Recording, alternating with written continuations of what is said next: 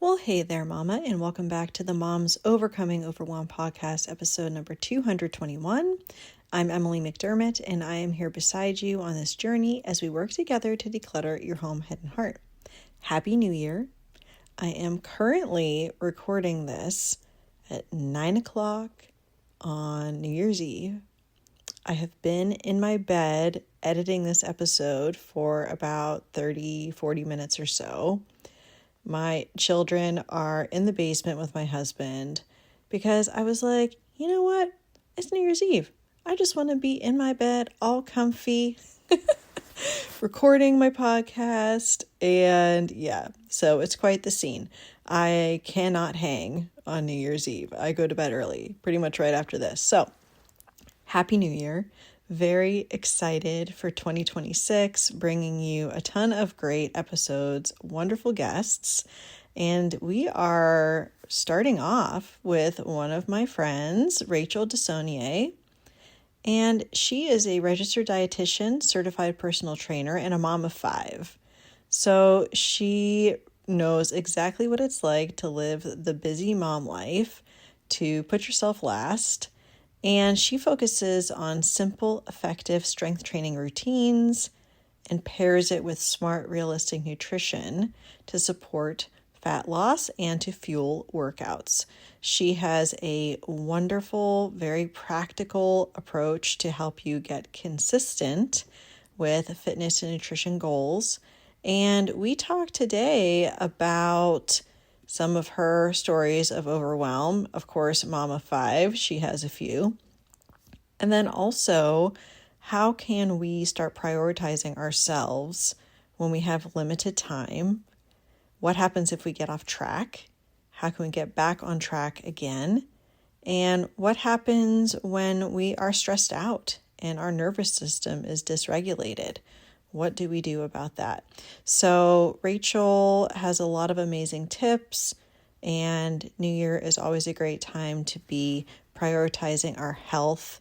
The last little announcement I have is if you have not already put in a request to join the Facebook group, we are starting a new decluttering challenge on Monday, January 5th. I know there are a lot of challenges going on. A quick glance at Instagram shows me that everyone is doing a challenge. This one is going to be doable and simple. So I hope you will join us if you go to tinyurl.com/moms overcoming overwhelm. You please make sure that you answer all 3 of the membership questions. And I am going to be doing approvals over the next couple days, and we're going to get started in there soon. So without further ado, please grab your notebook and pen, and please enjoy this conversation with Rachel DeSonier. Hey Mama, are you tired of your cluttered home and mile-long to-do lists but are too overwhelmed to know where to start? Do you lack the time and motivation and don't think you'll ever conquer the clutter? You're in the right place. I'm Emily, wife, boy mom, and declutter coach who has overcome the overwhelm in my own life through decluttering and simplifying. I believe every mom deserves the peace that comes from a clutter-free home. Ready to get your life back? Let's declutter your home, head, and heart together. Hey, Rachel. Thanks for coming on the Moms Overcoming Overwhelm podcast. I'm excited to talk to you today. Hey, Emily, thanks so much for having me. Yeah, so happy to chat about all things health and fitness and wellness. And it's a good reminder for me because sometimes actually I was on another call and then I was like, oh my gosh, I have this coming up. And so my leisurely, very planned out lunch was kind of not happening. I was just sort of throwing things together and throwing them in my mouth. And I feel like that happens so much for us as moms that we have these plans and then the plans get derailed. And then we're like, oh, I did not do what I thought was going to happen today. And then sometimes it's like that cumulative effect of that kind of thing happening. So I'm really excited to jump in, but before we do, I would love it if you could introduce yourself and tell us about you and your family, how you work with women, how you serve women, and maybe something you like to do for fun. Yes. All right. So my name is Rachel DeSonier. I am a registered dietitian and a certified personal trainer, and I'm a mom of 5. And I serve women by helping them to learn how to make time in their lives for strength training and healthy eating so that they can lose the fat that they want.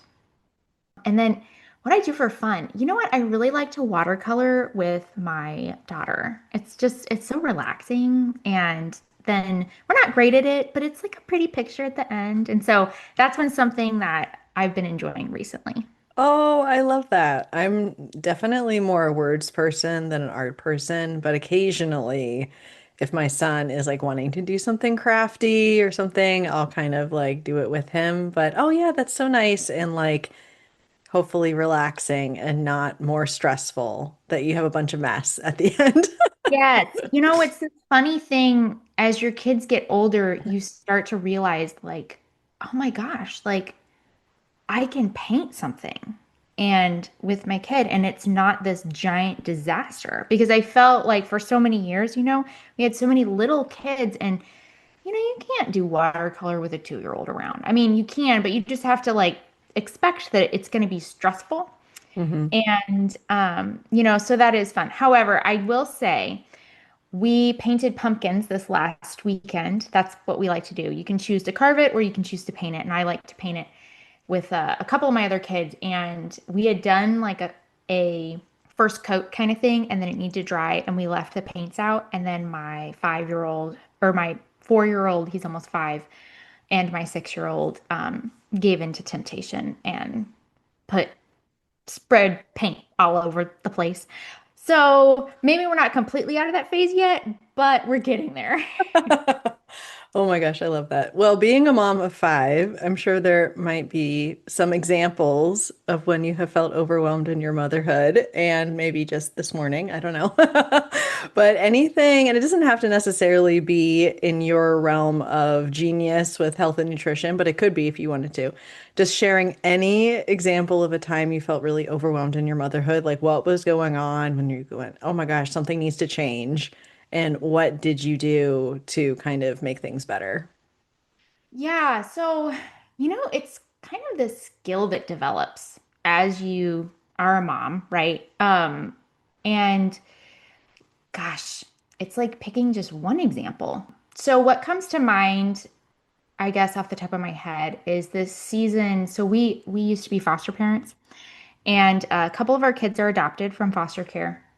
So we had, and this is a little bit confusing, but we were fostering my adopted son's baby sister at the time. So we had 6 kids under the age of 7, 6, something around there. And it was pretty stressful. And my son, one of my sons, actually had a undiagnosed medical issue that because he had had behavioral struggles in the past, the focus was just on behavior issues and solutions. But it turns out it was actually physical, and it was manifesting for several months as behavioral issues. And eventually it did have physical manifestations. And then we were like, ding, ding, ding. Oh my gosh, this is actually what's going on. But kids, for whatever reason, don't tell you, hey, I'm having horrible acid reflux and my stomach hurts all the time. Can you help me with this? They just scream at you and become defiant and cry and don't listen. And so that was a really hard season when he was going through that, and we had 6 kids. And I think the thing that made it better, I guess, was one, Jesus made it better. My dependence on my faith and really like leaning into that. And then having something that I could count on. So for me, that was my time in the gym strength training. It was like this little pocket of time that I could just focus on myself and my body, kind of like that mind body awareness, and just really work out that tension that I was carrying in my body. That's one of my favorite reasons for strength training. I mean, there's so many benefits to it, but that's one of my favorites is the stress relieving aspect of it and just that moment of mindfulness, and it's just you and the dumbbells or the barbell or whatever, and you're just really working the tension out. And so that was, I guess, one of the things that really carried me through that season. Yeah. And I have been strength training for a while, and I have found that the connection I feel with just sort of, I mean, I do like certain other types of movement for different reasons, but when it comes to really being able to be grounded and kind of like connecting with what is going on, I really enjoy strength training too. And then there's always like the other benefits that no matter how your kid is acting that day or all the things you can't control, you're able to be like, okay, I showed up for myself. I was able to work against resistance. One of the other things that it's really helped me understand is that failure is not a bad thing, especially when it comes to muscle failure. So, being a perfectionist, I have notoriously tried to avoid failure for most of my life, that it's like a bad, thing. But knowing that it's okay, and when you are kind of stretching your limits, and then if for some reason you have to drop down a weight, like that's okay. Like that's not a problem. And similarly in life, if you try something and it doesn't work, then okay, you don't have to worry about it. You just try something different. So I feel like there's so many benefits with the mind body connection, but then also a lot that strength training has to teach moms, like specifically. Yeah, yeah, and I love that you brought that up because and I don't think I have the same, like, I'm not a perfectionist, but I love that you talked about that because I've never thought about that before, as it's okay to fail, because you really, in strength training, I mean, you don't want it to necessarily always go to failure in your big, heavy compound lifts, but in lighter lifts or in, other types of lifts, absolutely. And that's a sign that you're hitting the sweet spot sometimes, right? And that means muscle growth, which is always a positive. And so I love that. And the other thing I just wanted to add to that was the way that strength training, especially with a progressive overload approach, which is just you're repeating the same exercises that you did the week before, but you're doing a little bit more. And you can see the improvement so clearly. And so it really helps to bolster that resilience and that self-efficacy of, okay, like I'm getting a little bit better. I'm getting a little bit better. And so that's the other thing that I think really helps with confidence Yeah. too. And that's something where, depending on our season of motherhood, we may not be feeling confident in other areas. I feel like I'm always in parenting. It's like, okay, I thought that that was going to work. That certainly did not work. It's like the most humbling thing in the world, I feel like, to be a mom. But I can't tell you how many times that I've thought, I was just failing at everything. Like, this aspect of my life sucks and this aspect of my life. But I'm like, you know what? I can deadlift 200 pounds. I always go back to childbirth. I'm like, okay, well, if I can have a baby, I can probably handle the situation. So, well, my audience, of course, moms overcoming overwhelm, a bunch of overwhelmed moms, bunch of busy moms, which I know that's your clientele as well. And it is really easy to put others first or just like get distracted with all of the stuff that we have going on. And then what we're supposed to do to care for ourselves becomes a complete afterthought. And we're like, oh, okay, I know I'm supposed to, put aside time for this today. Or like, oh, I know that I want to be drinking my water today. And then it just like is not happening. And one of the things I love about your approach is just like having this grace filled, but also like the sustainable kind of building on each other habits kind of approach, which I think is really important. So, when it comes to nutrition and exercise or strength training, when you have moms that are coming to you and they're like, okay, Rachel, this is my life and I have like really limited time to figure this out, where do you recommend that somebody starts? Yeah, so I have absolutely some like tangible starting points. But the first thing I want to talk about though is as moms, helping ourselves to leverage. the our desire to serve our family to our advantage. And the way that I like to do this is to reframe this whole prioritizing taking care of our body through nutrition and exercise as modeling what a healthy mom looks like for our kids. And when we start to think about it that way, it becomes a whole lot more important because I may struggle to serve myself, but I'm 100% there for my kids. And so leveraging that and helping us to realize that I'm the standard for my children. When they grow up and they have families of their own, the way that I model motherhood and healthy motherhood is going to be the standard. And so reframing taking care of myself as modeling healthy habits is the first place that I like to start. So, in terms of practical stuff, I would say if you are exercising at any point at all in your week, so it could be going for a walk, or maybe you go to the gym and you do a class, or maybe you do, you get on the elliptical or whatever, you do something at home. If if you are only going to do one thing, do strength training. That would be the first thing. And it doesn't have to be long. It doesn't have to be, most of my clients, I'll start them between 2 or 3 days a week, and it's usually 30 to 45 minutes. And that's everything. Gym or at home. I think that the important thing is to set up this habit of muscle and strength focused exercise because that is what is going to support us as we age, Mhm. right? Everybody wants to do and I remember being like this too. I used to be like, I hate strength training or lifting weights because it doesn't feel like it's burning any calories. And I was so used to all these. I mean, I did those insanity workouts. Remember Shaun T back in the day? Oh, yeah. I did those, and you just feel dead afterwards. And I did those for years. And, I just ended up really being tired and it never really lasting very long. And then I would be so hungry as a result of the intensity of the exercise that I probably ate back every single calorie I burned and then some.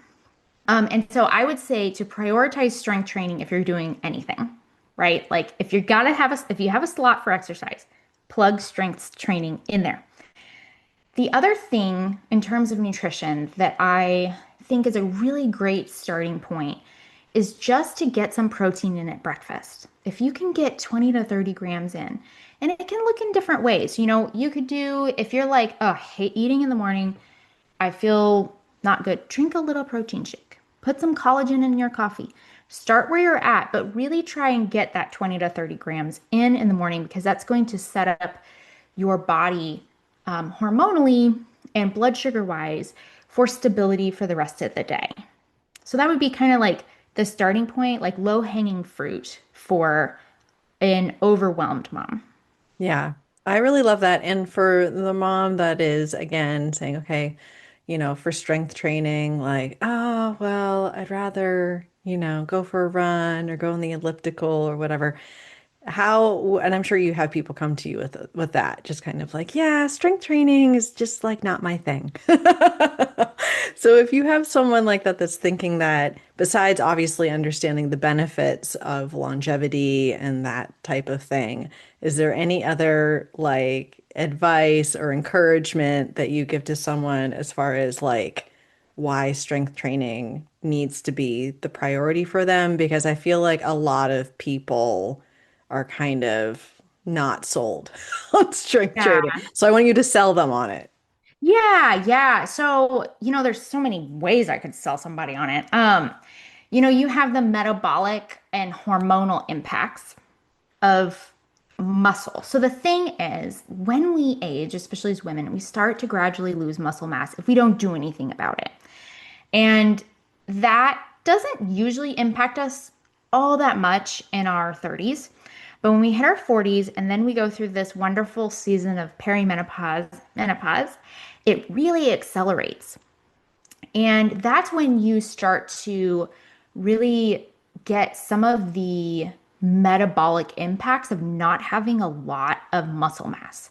Your metabolism starts to go down. You start to not be able to keep up with the things that you used to. And then you throw menopause in there, and now you've got insulin resistance. You've got this kind of perfect storm for creating these chronic health diseases that everybody kind of starts to get when they're in their mid to late 50s, diabetes, heart disease, high blood pressure, that type of thing.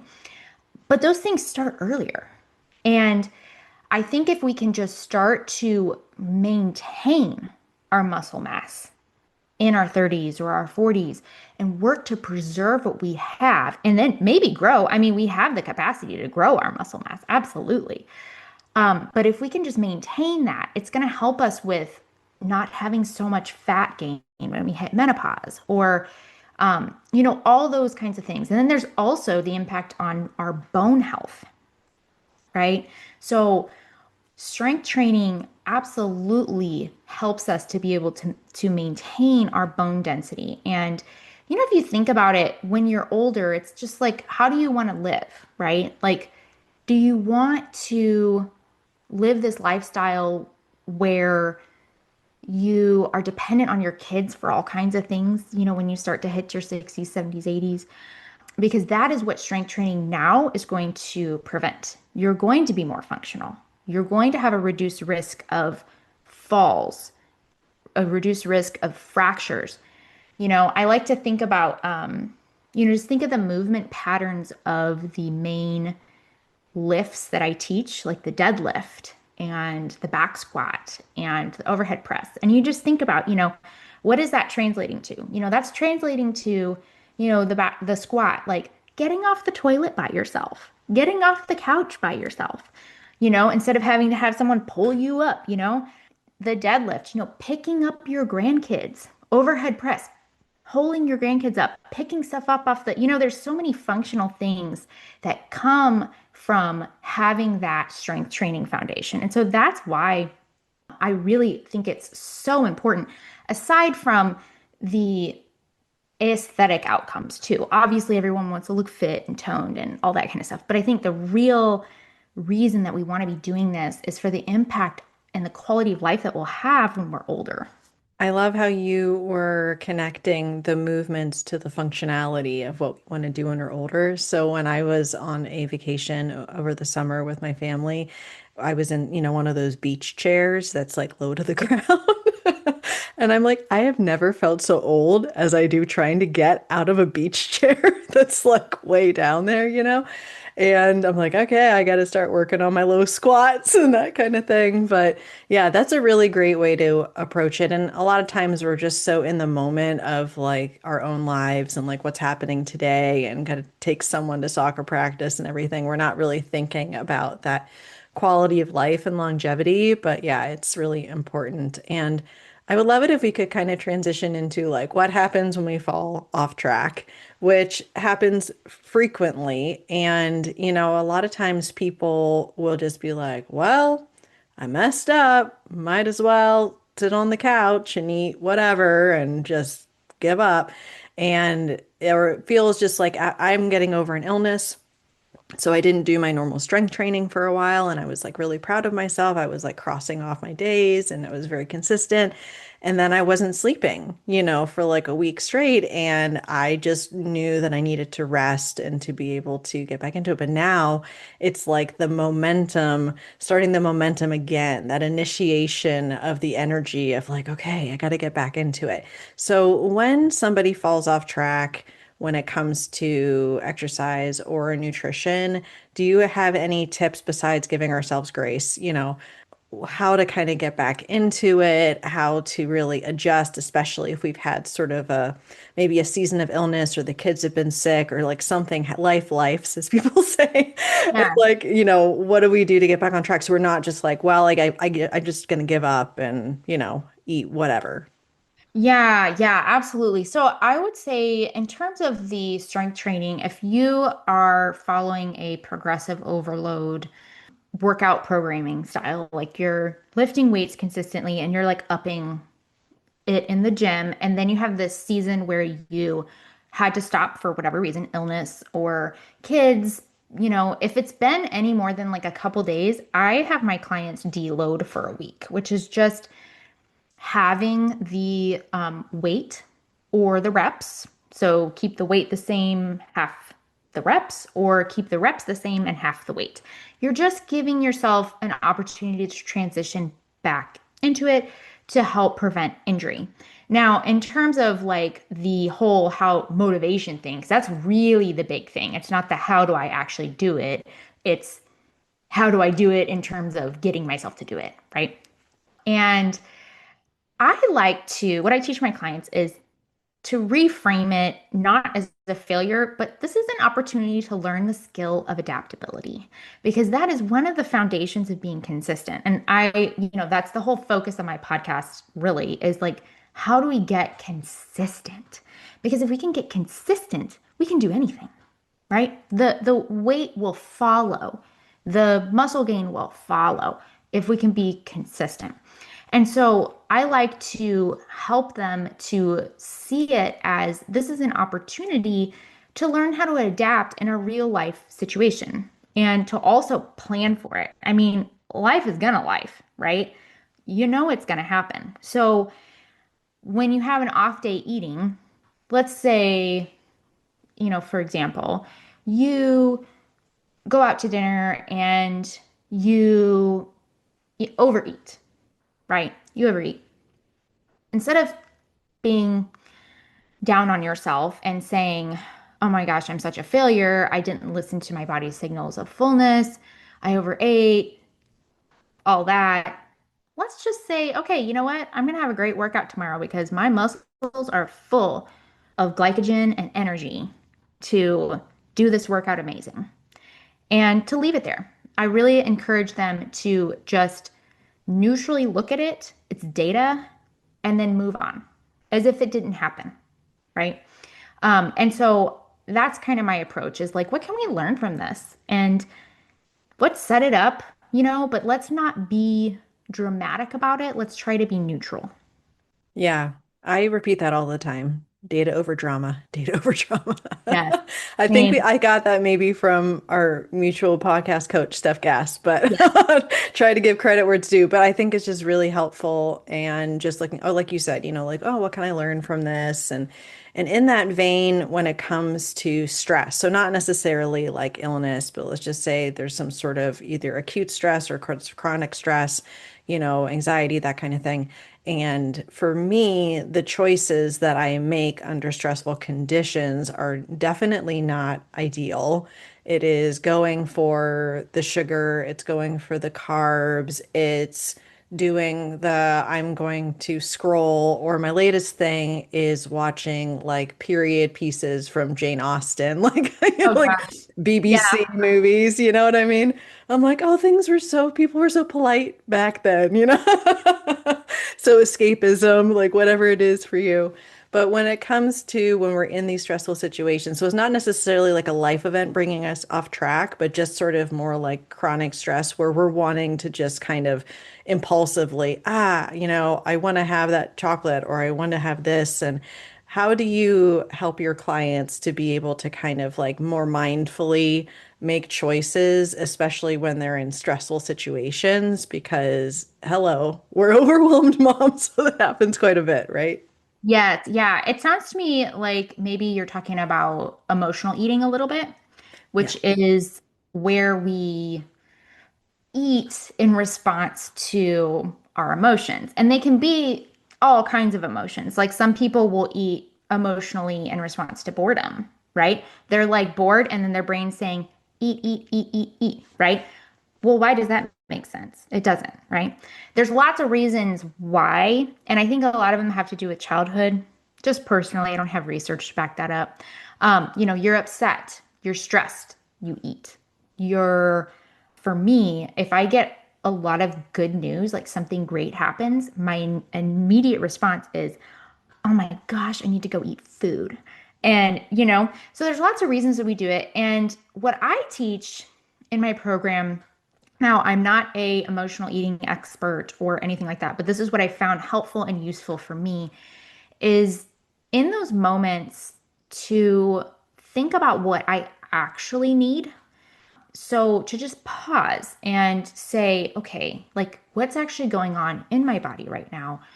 what do I actually need? Because what I found for myself, my main triggers for that in the stressful moments was auditory overstimulation. Hello, 6 kids under 7. It can get pretty loud. And then overwhelm would trigger. And it would not be immediate. That's the thing that I think a lot of people don't realize is it doesn't necessarily mean that you're immediately shoving food in your face. It can be a delayed thing. But what's happening in your brain is you're in the stressful moment and your brain starts flashing images or whatever of said food in your brain. This will help you feel better. You need this. You need this. And so for me, it was cookie dough. And that's what would happen. I'd be in the stressful moment. And then later that night, once I had a chance to, like, the kids were in bed, that cookie dough was like, this is what you need to feel better. And so for me, the thing that I had to learn was to ask myself, what do I actually need in this moment? Like, what solves auditory overstimulation and overwhelm, right? And to figure out and to take the time. This is not an easy thing to do. It's trial and error. It's being mindful, but to think about what would actually meet that need that I have in my body. And one of the things, like for me, was I started taking a hot bath after I got the kids in bed. And that actually met that need. And I noticed a significant decrease in that sweet related emotional eating because I was actually meeting the need. Does that make sense? Yeah, it makes total sense. And I've noticed too, well, I only have two boys, but the overstimulation has been a major issue for me in my motherhood, and I've gotten better at dealing with it. But what I was doing for a while was I was feeling overstimulated, and then I would try to find a quiet place, and then I would be using my phone. Well, your phone is stimulating. So Yes. like we think that like, oh, I just need to escape, so I'm going to see, what Rachel's doing on Instagram or something. But that's not actually meeting the need. It's just sort of like a quick thing that we think is going to make us feel better. So what I've started to do is if I'm able to, and they're old enough that like safety is not a problem. They're not toddlers or whatever, right? But I can go into my room, lock the door, lay down on the floor in my closet where it's dark and just like breathe with nothing, like Mhm. no, stimulation whatsoever. And that's when I'm able to actually like calm my nervous system because I think that for a long time I was just sort of reaching for whatever I thought was the easiest fix, but not actually doing what you just said to like pause and say, okay, if this is the issue, if overstimulation is the issue, what is really going to solve that problem? It's not more stimulation. It's not more, it's less. Like it's less input. So I think that's really helpful. And then, when it comes to like exercise, when people are feeling anxious and they probably know, like, okay, going for a walk around the block would probably like really help me right now, but I can't possibly do that because blah, blah, blah, and all this stuff. I have to get this done. Da, da, da. Like, how do you help your clients to sort of shift their mindset to, hey, even if it's 5 or 10 minutes, like this is going to help meet that need and you can carve out that time because ultimately it's going to help you for the rest of the day. Like, is there any way that you could help people in those stressful moments that don't want to exercise or don't think they have the time to actually do any movement when they're stressed? Yeah, I mean, there's different ways that you can, it's all about training your brain, right? And I like to tell them that that's what we're doing. We're it's about creating the neural pathways and recreating them. It's like a trail that you're blazing in the forest kind of. And so to treat it kind of like that and to take this like kind of bird's eye view of it instead of you're living it right now. Cause I mean, it can be feel like, well, I don't have time to do this. I don't have time. And it's like, okay, well, what neural pathway are you wanting to reinforce right now? Right. And to kind of take it in that perspective, like it's not something wrong with me. It's that I need to rewire my brain to go in this direction instead of this direction. Um, but it definitely can take a long time. And I do think that, and I don't think this, I know this, the consistent exercise will help train your body to handle cortisol better. Cortisol is our stress hormone. And that's one of the things. strength training and exercise, it is stress inducing. You release cortisol when you do it, but in a positive way. You teach your body how to handle it well. And so when we are doing that consistently, I think there's less pressure on the system in the moment. Yeah, that makes sense. And if somebody has been, good with consistency and they're having their high protein breakfast and they're prioritizing strength training and they're starting to implement some of these things and they're like, okay, Rachel, I want to do something else. Like I want to start layering something else on top of this. Is there anything kind of more advanced strategies for those that are kind of have those basics in place that you would recommend? Yeah. So, it really depends on your ultimate goal. So I take women in my program who typically start with the goal of fat loss. But one of my favorite things to have people do is to do a season of muscle gain. It's so much fun. And, I've done a couple of them myself now, and it's been one of the best things that I've done for my body to just intentionally, because to really promote a lot of muscle gain, you need to be eating in a calorie surplus. Not a whole lot. It's not like I'm just going to shove everything in my face, but as much as I wish it could be, right? But to intentionally eat a little bit more, and you just have so much more energy.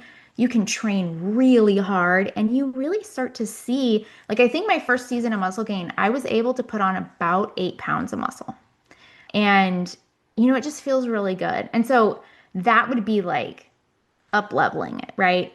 For more of a mid range approach, we could talk about improving our timing of our protein to help blood sugar control throughout the day, to help with hunger levels. There's so many ways you can optimize your nutrition. Like we could talk about fiber, we could talk about adding in high antioxidant foods and things like that, but those are just a few ways off the top of my head that I can think of. But I think doing a season of muscle gain is like, if women would do that, it would help a lot. Yeah, I didn't even think about that and just kind of having that be the focus. I really like that idea. And I know that listeners can learn a lot of these strategies on your podcast. So I want to give you an opportunity to share where they can listen to that and then how they can connect with you and any resources that you might have. Absolutely. Yes. So my podcast is called Effective Weight Loss for Moms. And you can find that on Apple Podcasts or anywhere you listen to podcasts. I'm on all the major podcast hosts. And I am on Instagram, and it's called Effective Fitness for Women. There we go. I try not to be on Instagram too much, so I don't even know my handle. That's okay. So I'm on Instagram, and on my website, effectivefitnessforwomen.com, I have just a lot of resources on kind of starter strength training, blog posts, and podcast episodes and things like that. Like if you're just dipping your toe in and you're like, I'm totally new, I don't even know where to start, what's a deadlift, then go check out the blog. I've got lots of resources for you there on my website, effectivefitnessforwomen.com. Wonderful. And I will link to all of that in the show notes. So thank you so much, Rachel. This was a great conversation. I love your focus on retraining your brain and the mindset piece. That's so critical when we're trying to be consistent with anything, including our fitness and nutrition. So thank you so much for being on the show. Thank you so much for having me. Hey, Mama, thanks so much for listening. If you enjoyed today's show, could you please share this episode with another mom who is feeling overwhelmed? Also, it would mean the world to me if you could leave a 5-star written review wherever you listen to your podcast. Finally, if you would like more support, come on over to our free Facebook group, tinyurl.com/moms overcoming overwhelm. Can't wait to connect with you soon.